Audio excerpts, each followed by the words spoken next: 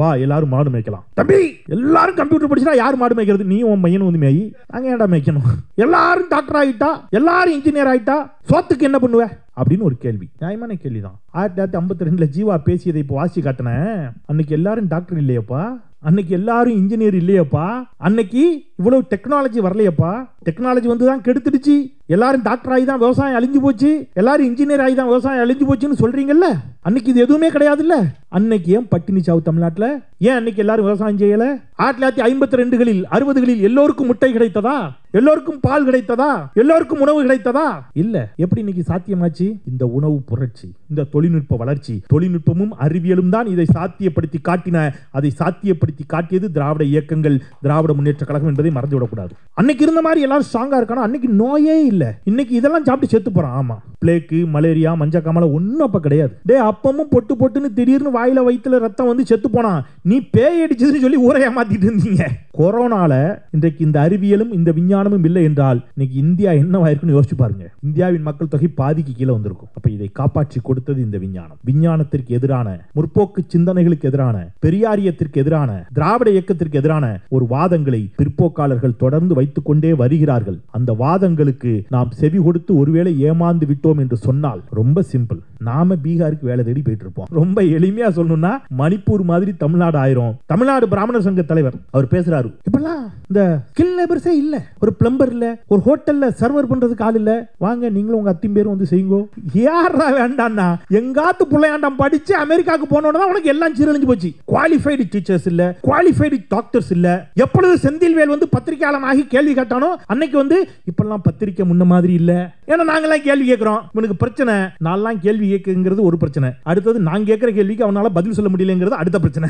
அப்ப அபாண்டமான அவதூறுகளை அள்ளி இறைப்பார்கள். 1000 கோடி டாஸ்மாக் ஊழல்னு ஒன்னு கிளப்பி விட்டான். நான் தந்தி தொலைக்காட்சி விவாதத்தில் கேட்டேன். அவர் வந்து உட்கார்ந்து இருந்தார். அவர் துக்ளக் வாசகர் வட்ட தலைவர் நண்பர். அவர் சொன்னார், சகோதரர் திறந்த மனதோடு ஒத்துக்கொள்வார் நினைக்கிறேன். இது வந்து ஒரு மதுபான விற்பனை பில் இல்லாம நடக்குது. எப்படி முறைகேடு நடக்கத்தான் செய்யும், முறைகேடு நடக்காதுன்னு ஒரு மனசாட்சியோடு சொல்லுவாரான்னாரு. நான் அப்படி சொல்லவே மாட்டேன், சகோதரர் கருத்தில் நான் உடன்படுறேன். வெரி குட் அப்படின்னாரு அவர். மதுபான வணிகத்துல கண்டிப்பாக முறைகேடு நடக்கும். தோழர் சொல்றது, சகோதரர் சொல்றது உண்மை. அதனால மிடாஸ் மதுபான ஆலை நிறுவனத்திற்கு இயக்குனராக இருந்த துக்ளக் சோ அவர்கள் எவ்வளவு கொள்ளையடிச்சிருப்பார் நான் யோசிச்சு பாக்குறேன். ஐயோ என்ன எப்படி சொல்றீங்க? பாட்டில கொடுக்கறோம் 10 ரூபா வாங்கிய பணக்காரன் ஆயிட்டான், முறைகேடு நீ சொல்ற. அவர் சாராய ஆலைக்கு இயக்குனராகவே இருந்தார். அவர் எவ்வளவு ஆட்டை போட்டிருப்பாரு?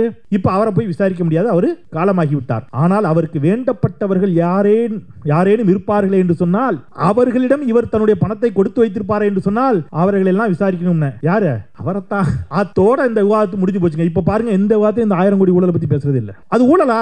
மாநில அரசு லஞ்ச ஒழிப்பு காவல்துறையை வச்சு போய் விசாரிக்குது. அங்க ஏதாவது 10 ரூபா பாட்டிலுக்கு மேல வாங்கியிருந்தா மாநில லஞ்ச ஒழிப்பு காவல்துறை வழக்கு போடுது. அந்த வழக்கை எடுத்துட்டு போய் அரசுக்கு எதிராக திருப்புறான். 41 எஃப்ஐஆர்ல 34 எஃப்ஐஆர் அஇஅதிமுக ஆட்சி காலத்துல போட்டது. அதை நான் தான் முதல்ல எடுத்து வெளியில சொன்னேன். இப்ப அப்படியே கடப்புல போட்டு அடுத்துக்கு போயிட்டான். வெல்லட்டும் திராவிடம், ஒளிரட்டும் தமிழ்நாடு.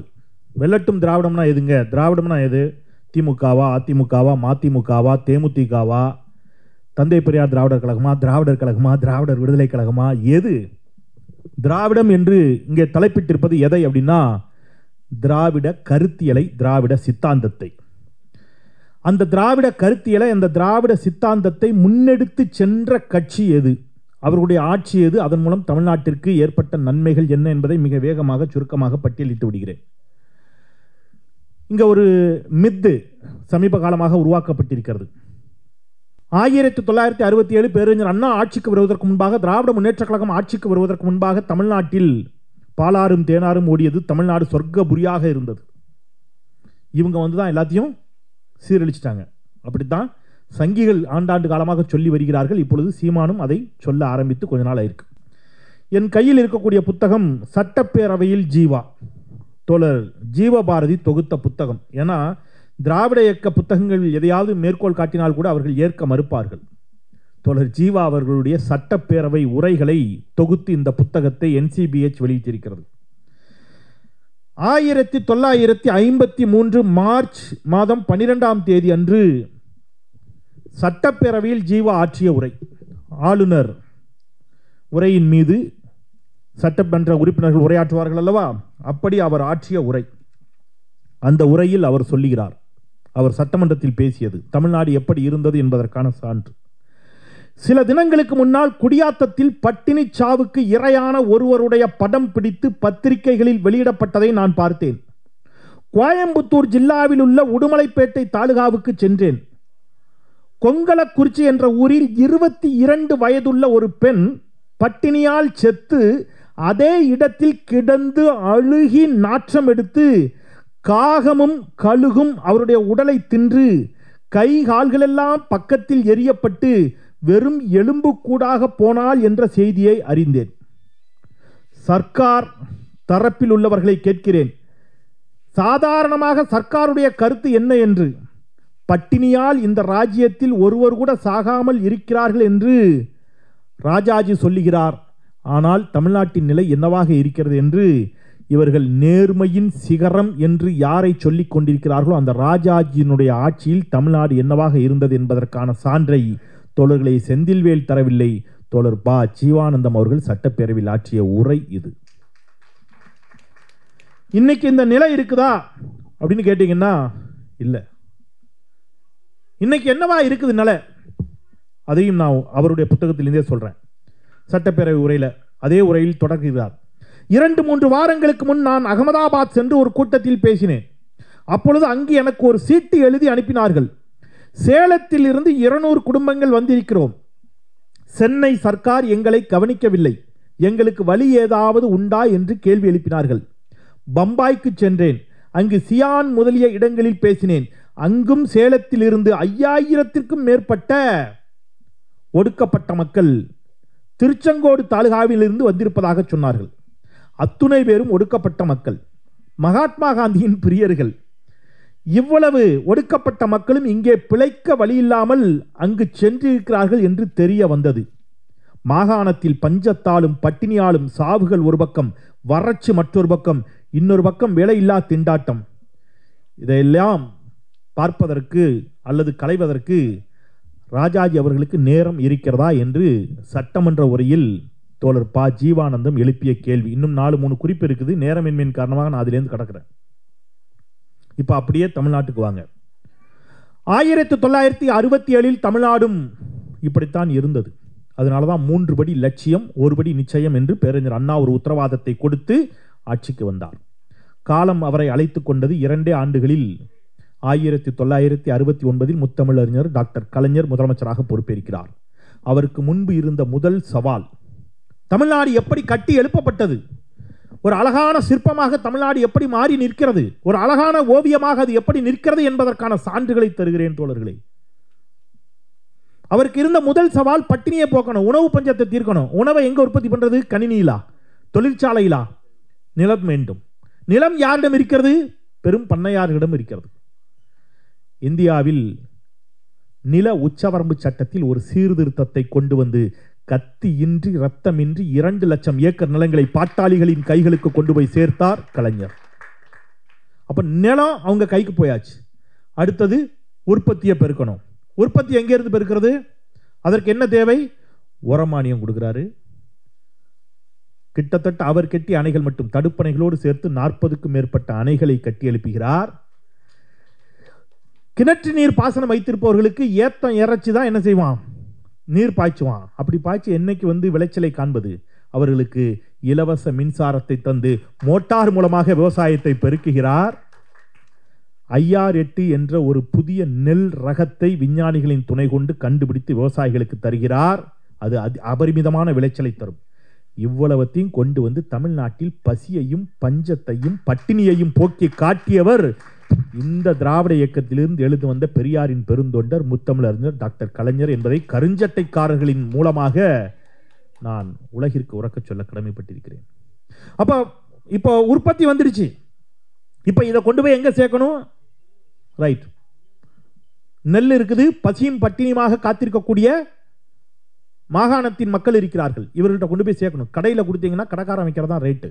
அப்ப மீண்டும் நோக்கம் சிதைந்து போகும். இந்தியாவிலேயே முதல் முறையாக தமிழ்நாடு நுகர்பொருள் வாணிபக் கழகத்தை உருவாக்கி ஊருக்கு ஊர் ரேஷன் கடைகளை திறந்து நியாய விலை கடைகளின் மூலமாக நியாயமான விலையில் இந்த உணவு தானியத்தை கொண்டு போய் அந்த மக்களுக்கு சேர்த்தார். பட்டினியும் பசியும் ஒழிக்கப்பட்டது முதலில் தமிழ்நாட்டில். அங்கிருந்து தொடங்கியது தமிழ்நாட்டுடைய பயணம். சரி, பசி பஞ்சம் பட்டினி ஒழிச்சாச்சு. அடுத்தது சோறு மட்டும் போதுமா? கல்வி. 30,000க்கும் மேற்பட்ட பள்ளிகளை திறந்தவர் முத்தமிழறிஞர் டாக்டர் கலைஞர் என்பதை நாம் மறந்துவிடக் கூடாது. 3 கிலோமீட்டருக்கு ஒரு பள்ளி. உயர்கல்விக்கு அருகில் இருக்கக்கூடிய ஊர்களுக்கு சென்று படிக்க வேண்டும். இலவச பஸ் பாஸ். பெண் பிள்ளைகளுடைய கல்வியை மேம்படுத்த வேண்டும். 10ஆம் வகுப்பு வரைக்கும் வந்தேன்னா திருமண உதவித்தொகை திட்டம். அப்புறம் 12ஆம் வகுப்பு வரைக்கும் அதை மாத்தினாரு. அதுக்கப்புறம் அதை நிப்பாட்டிட்டு இன்னைக்கு நம்ம முதலமைச்சர் கல்லூரிக்கு வா 1000 ரூபாய் தருகிறேன் என்று அவர்களுக்கு எதை சொல்லி சொல்லி கல்வியை சொல்லி சொல்லி சொல்லி சொல்லி கூட்டு வந்தாங்க. 10ஆம் வகுப்பு வரைக்காவது நம்ம பிள்ளைய படிக்க வச்சா கவர்மெண்ட் ஒரு உதவித்தொகை தரும் என்பதற்காக 8ஆம் வகுப்பிலோ 7ஆம் வகுப்பிலோ பூப்படைந்த பெண்களை வீட்டில் முடக்காமல் திருமணம் செய்து கொடுக்காமல் 10ஆம் வகுப்பு வரை படிக்க வைத்ததற்கு இந்த திட்டங்கள் எல்லாம் ஒரு காரணம் என்பதை நாம் மறந்துவிடக்கூடாது. அப்போ அங்க அடுத்தது பெண்களுக்கு சொத்துரிமை. எனக்கு முன்பாக பேசிய, ஏன்னா சமூகத்தினுடைய பரவலான வளர்ச்சிக்காக இதெல்லாம் சொல்றேன். பரவலான வளர்ச்சி. விவசாயத்தில் ஆரம்பிச்சாரு, கல்வியை கொண்டு வர்றார், பெண்களுக்கு சொத்துரிமையை கொடுக்கிறார். அவர் அன்னைக்கு பெண்களுக்கு சொத்துரிமையை கொடுத்தார். இன்றைக்கு முத்துவேல் கருணாநிதி ஸ்டாலின் பெண்கள் அவர்களுடைய பெயரில் சொத்துக்களை பதிந்தால் வாங்கினால் பதிவு கட்டணத்தில் 1 விழுக்காடு தள்ளுபடி என்று அறிவித்திருக்கிறார். திருப்பி பெண்களின் கைகளில் பொருளாதார வலிமை மிக்கவர்களாக பெண்களை மாற்றுவதற்கான ஒரு பணி. எல்லா செக்டார்லையும் பார்த்து பார்த்து பார்த்து பார்த்து செய்கிறார். சொன்னாங்க கணினிதான் இனி என்பதை உணர்ந்து கொண்டு கணினிமயமாக்கினார். டைடல் பார்க்க கொண்டு வந்தார். ஏராளமான முதலீடுகளை ஈர்த்தார். ஏராளமான கல்லூரிகளை, தனியார் கல்லூரிகளுக்கு அனுமதி கொடுத்தார். இன்னைக்கு நம்ம வீட்டு பிள்ளைங்க, நான் ஒரே வரியில் சொல்றேன், ஒரு நிமிடம் அப்படியே மனக்கண்ணில் நான் சொல்ற காட்சியை ஓட்டி பாருங்க. இன்றைக்கு ஏன் தமிழ்நாடு இப்படி இருக்கிறது, ஏன் வெல்லட்டும் திராவிடம் ஒளிரட்டும் தமிழ்நாடு என்று சொல்லுகிறோம் என்பதற்கு ஒரு வார்த்தையை சொல்றேன். உங்கள் மனக்கண்ணில் இந்த காட்சியை ஓட்டி பாருங்க. சினிமா மாதிரி அப்படியே சென்ட்ரல் ரயில்வே ஸ்டேஷனை கற்பனை பண்ணுங்க. இது ஒரு அழகான ஷார்ட் பிலிமா கற்பனை பண்ணுங்க. சென்ட்ரல் ரயில்வே ஸ்டேஷன், கண்ணு மூடி யோசிங்க. 16 வயது 17 வயது 18 வயது கொண்ட இளம் பெண்கள், வட இந்தியாவை சேர்ந்த பெண்கள் கையில் குழந்தைகளோடு எலும்பும் தோளுமாக பசியையும் பஞ்சத்தையும் பட்டினியையும் போக்கிக் கொள்வதற்காக தமிழ்நாட்டை நோக்கி சாறை சாறையாக வந்து கொண்டிருக்கிறார்கள். திருப்பூர் ரயில் நிலையம், கோயம்புத்தூர் ரயில் நிலையம், சென்னை ரயில் நிலையம் இதற்கு சான்று. அப்படியே கட் பண்ணி சென்னை விமான நிலையத்தை கொஞ்சம் கெஸ் பண்ணி பாருங்க.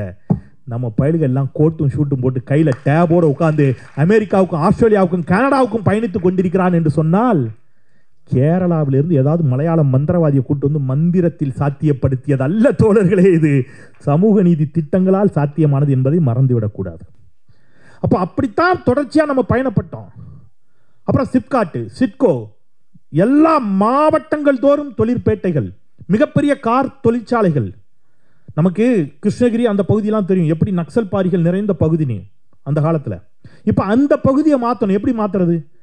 அவன் அங்கங்கே இருக்கிற பண்ணையார்கள்ட்ட போய் அரிசி மூட்டையை கொள்ளையடிச்சு வர்றது, காசை கொள்ளையடிச்சு வர்றது தான் புரட்சின்னு நினச்சிட்டு இருந்தாங்க.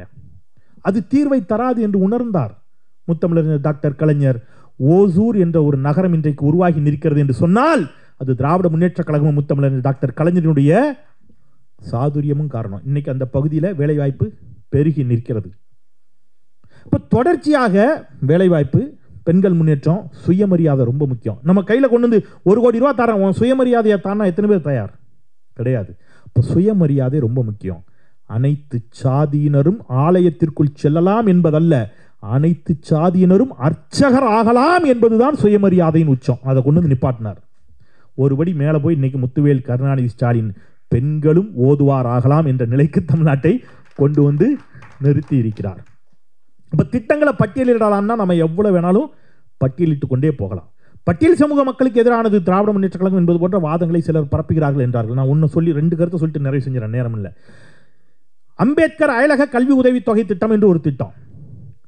பட்டியல் சமூக இளைஞர்கள் வெளிநாடுகளில் இருக்கக்கூடிய உயர் கல்வி நிறுவனங்களில் பல்கலைக்கழகங்களில் படிப்பதற்கு முற்று முழுவதுமான செலவை தமிழ்நாடு அரசு ஏற்றுக்கொண்டு அவர்களை வெளிநாடுகளுக்கு அனுப்பும் திட்டம். கடந்த 10 ஆண்டுகள் 50 பேர் கூட போகல. இந்த அரசு வந்த பிறகு கடந்த ஆண்டில் மட்டும் 270க்கும் மேற்பட்டவர்கள் இந்த திட்டத்தின் மூலம் வெளிநாடுகளுக்கு அனுப்பி வைக்கப்பட்டிருக்கிறார்கள் என்று சொன்னால், எந்த அரசு பட்டியல் சமூக மக்களுக்கு எதிரான அரசு?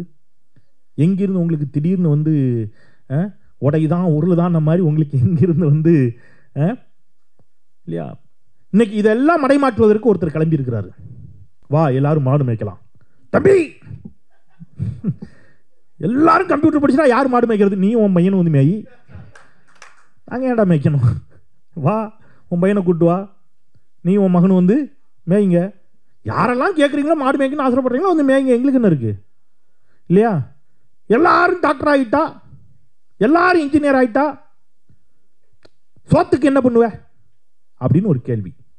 நியாயமான கேள்வி தான். 1952 ஜீவா பேசியதை இப்போ வாசி காட்டினேன். அன்னைக்கு எல்லாரும் டாக்டர் இல்லையப்பா, அன்னைக்கு எல்லாரும் இன்ஜினியர் இல்லையப்பா, அன்னைக்கு இவ்வளவு டெக்னாலஜி வரலையப்பா. டெக்னாலஜி வந்து தான் கெடுத்துடுச்சு. எல்லாரும் டாக்டர் ஆகி தான் விவசாயம் அழிஞ்சு போச்சு, எல்லாரும் இன்ஜினியர் ஆகி தான் விவசாயம் அழிஞ்சு போச்சுன்னு சொல்றீங்கல்ல. அன்னைக்கு இது எதுவுமே கிடையாதுல்ல. அன்னைக்கு ஏன் பட்டினி சாவு தமிழ்நாட்டில்? ஏன் அன்னைக்கு எல்லாரும் விவசாயம் செய்யலை? 1952களில் 60களில் எல்லோருக்கும் முட்டை கிடைத்ததா? எல்லோருக்கும் பால் கிடைத்ததா? எல்லோருக்கும் உணவு கிடைத்ததா? இல்லை. எப்படி இன்னைக்கு சாத்தியமாச்சு? இந்த உணவு புரட்சி, இந்த தொழில்நுட்ப வளர்ச்சி, தொழில்நுட்பமும் அறிவியலும் தான் இதை சாத்தியப்படுத்தி காட்டின. அதை சாத்தியப்படுத்தி காட்டியது திராவிட இயக்கங்கள், திராவிட முன்னேற்ற கழகம் என்பதை மறந்துவிடக்கூடாது. அடுத்தது உடனே வர்றாங்க, எல்லாம் சரிதான். அன்னைக்கு இருந்த மாதிரி எல்லாரும் ஸ்ட்ராங்கா இருக்கானா? அன்னைக்கு நோயே இல்லை, இன்னைக்கு இதெல்லாம் சாப்பிட்டு செத்து போறான். ஆமா, பிளேக்கு, மலேரியா, மஞ்சக்காமலை ஒன்றும் அப்போ கிடையாது. டே அப்பமும் பொட்டு பொட்டுன்னு திடீர்னு வாயில வயிற்றுல ரத்தம் வந்து செத்து போனான். நீ பேய் அடிச்சதுன்னு சொல்லி ஊரை ஏமாத்திட்டு இருந்தீங்க. எதை சொன்னாலும் ஒரு தலைமுறையை ஏமாற்றுவதற்கு கொரோனால இன்றைக்கு இந்த அறிவியலும் இந்த விஞ்ஞானமும் இல்லை என்றால் இன்னைக்கு இந்தியா என்னவாயிருக்குன்னு யோசிச்சு பாருங்க. இந்தியாவின் மக்கள் தொகை பாதிக்கு கீழே வந்திருக்கும். அப்ப இதை காப்பாற்றி கொடுத்தது இந்த விஞ்ஞானம். விஞ்ஞானத்திற்கு எதிரான, முற்போக்கு சிந்தனைகளுக்கு எதிரான, பெரியாரியத்திற்கு எதிரான, திராவிட இயக்கத்திற்கு எதிரான ஒரு வாதங்களை பிற்போக்காளர்கள் தொடர்ந்து வைத்துக்கொண்டே வருகிறார்கள். அந்த வாதங்களுக்கு நாம் செவி கொடுத்து ஒருவேளை ஏமாந்து விட்டோம் என்று சொன்னால் ரொம்ப சிம்பிள், நாம பீகாருக்கு வேலை தேடி போயிட்டு இருப்போம், அவ்வளவுதான். ரொம்ப எளிமையா சொல்லணும்னா மணிப்பூர் மாதிரி தமிழ்நாடு ஆயிரும், நாம பீகாருக்கு வேலை தேடி போயிட்டு இருப்போம். தமிழ்நாடு பிராமணர் சங்க தலைவர் அவர் பேசுறாரு, இப்பெல்லாம் இந்த ஸ்கில் லேபர்ஸே இல்லை, ஒரு பிளம்பர் இல்லை, ஒரு ஹோட்டலில் சர்வர் பண்ணுறதுக்கு ஆள் இல்லை, வாங்க நீங்களும் உங்கள் அத்தின் பேரும் வந்து செய்யுங்கோ. யாரா வேண்டான்னா, எங்காத்து பிள்ளையாண்டாம் படித்து அமெரிக்காவுக்கு போனோன்னு தான் உனக்கு எல்லாம் சீரழிஞ்சு போச்சு. இப்போ குவாலிஃபை என்ன குவாலிஃபை தரம் இல்லை, குவாலிஃபைடு டீச்சர்ஸ் இல்லை, குவாலிஃபைடு டாக்டர்ஸ் இல்லை. எப்பொழுது செந்தில்வேல் வந்து பத்திரிகையாளனாகி கேள்வி கேட்டானோ அன்னைக்கு வந்து இப்பெல்லாம் பத்திரிக்கை முன்ன மாதிரி இல்லை. ஏன்னா நாங்களாம் கேள்வி கேட்குறோம், இவனுக்கு பிரச்சனை. நான்லாம் கேள்வி கேட்குங்கிறது ஒரு பிரச்சனை, அடுத்தது நான் கேட்குற கேள்விக்கு அவனால் பதில் சொல்ல முடியலைங்கிறது அடுத்த பிரச்சனை. இவெல்லாம் கேட்குற கேள்விக்கு என்னால் பதில் சொல்ல முடியலையே. அப்போ அபாண்டமான அவதூறுகளை அள்ளி இறைப்பார்கள். 1000 கோடி டாஸ்மாக் ஊழல்னு ஒன்று கிளப்பி விட்டான். நான் தந்தி தொலைக்காட்சி விவாதத்தில் கேட்டேன். அவர் வந்து உட்கார்ந்துருந்தார். அவர் துக்ளக் வாசகர் வட்ட தலைவர் நண்பர். அவர் சொன்னார், சகோதரர் திறந்த மனதோடு ஒத்துக்கொள்வார் நினைக்கிறேன், இது வந்து ஒரு மதுபான விற்பனை பில் இல்லாமல் நடக்குது, எப்படி முறைகேடு நடக்கத்தான் செய்யும், முறைகேடு நடக்காதுன்னு ஒரு மனசாட்சியோடு சொல்லுவாரான்னாரு. நான் அப்படி சொல்லவே மாட்டேன், சகோதரர் கருத்தில் நான் உடன்படுறேன். வெரி குட் அப்படின்னாரு அவர். மதுபான வணிகத்தில் கண்டிப்பாக முறைகேடு நடக்கும், தோழர் சொல்றது சகோதரர் சொல்றது உண்மை. அதனால மிடாஸ் மதுபான ஆலை நிறுவனத்திற்கு இயக்குநராக இருந்த துக்ளக் சோ அவர்கள் எவ்வளவு கொள்ளையடிச்சிருப்பார் நான் யோசிச்சு பார்க்குறேன். ஐயோ என்ன எப்படி சொல்றீங்கன்னா, ஏய் ஏடா பாட்டில் கொடுக்குறோம் 10 ரூபா வாங்கிய பணக்காரன் ஆகிட்டான், முறைகேடு நீ சொல்ற. அவர் சாராய ஆலைக்கு இயக்குநராகவே இருந்தார். அவர் எவ்வளவு ஆட்டையை போட்டிருப்பாரு. இப்ப அவரை போய் விசாரிக்க முடியாது, அவரு காலமாகி விட்டார். ஆனால் அவருக்கு வேண்டப்பட்டவர்கள் யாரேனும் இருப்பார்களே என்று சொன்னால், அவர்களிடம் இவர் தன்னுடைய பணத்தை கொடுத்து வைத்திருப்பாரே என்று சொன்னால் அவர்கள் எல்லாம் விசாரிக்கணும்னு. யாரு? அவரைத்தான். அத்தோட இந்த விவாதத்தை முடிஞ்சு போச்சுங்க. இப்ப பாருங்க, இந்த விவாதத்தை இந்த 1000 கோடி ஊழலை பத்தி பேசுறது இல்லை. அது ஊழலா? மாநில அரசு லஞ்ச ஒழிப்பு காவல்துறையை வச்சு போய் விசாரிக்குது. அங்கே ஏதாவது 10 ரூபா பாட்டிலுக்கு மேலே வாங்கியிருந்தா மாநில லஞ்ச ஒழிப்பு காவல்துறை வழக்கு போடுது. அந்த வழக்கை எடுத்துட்டு போய் அரசுக்கு எதிராக திருப்புறான். 41 எஃப்ஐஆர்ல 34 எஃப்ஐஆர் அஇஅதிமுக ஆட்சி காலத்தில் போட்டது. அதை நான் தான் முதல்ல எடுத்து வெளியில் சொன்னேன். இப்போ அப்படியே கிடப்பில் போட்டு அடுத்துக்கு போயிட்டான். இன்னும் நிறைய இந்த 8 மாதங்களில் அவதூறுகள், நம்மை அறியாமல் உணர்ச்சி வயப்படக்கூடிய சில செயல்பாடுகள் எல்லாம் செய்வார்கள். அவர்களுக்கு ஒரு பெரிய இயந்திரம் இருக்கிறது, பெரும் பணம் இருக்கிறது, அதிகாரம் இருக்கிறது. எங்களுக்கு பிறவிலேயே மூல வலிமை ஜாஸ்தின்னு சொல்றவங்க திடீர்னு போராட்ட காலத்துக்குலாம் வர்றாங்க இல்லையா? எல்லாம் நடக்கும். நாம் அனைத்துக்கும் தயாராக இருக்க வேண்டும். இன்னும் சில கருத்துக்கள் இருந்தாலும் கூட நேரமின்மையின் காரணமாக நான் இந்த அளவில் நிறைவு செஞ்சுட்டு இப்போ கிளம்புனாதான் இந்த தண்ணி லாரிக்குள்ளெல்லாம் புகுந்து போனேன் பார் வடிவேல, அந்த மாதிரி போகணும். என்னுடைய ஓட்டுநருக்கும் மற்றவங்களுக்கு தான் சவால் காத்திருக்குது. குயிக்காக போயிட்டுங்க, நம்ம கிளம்பிடலான்னு நினைக்கிறேன். ரொம்ப நன்றி.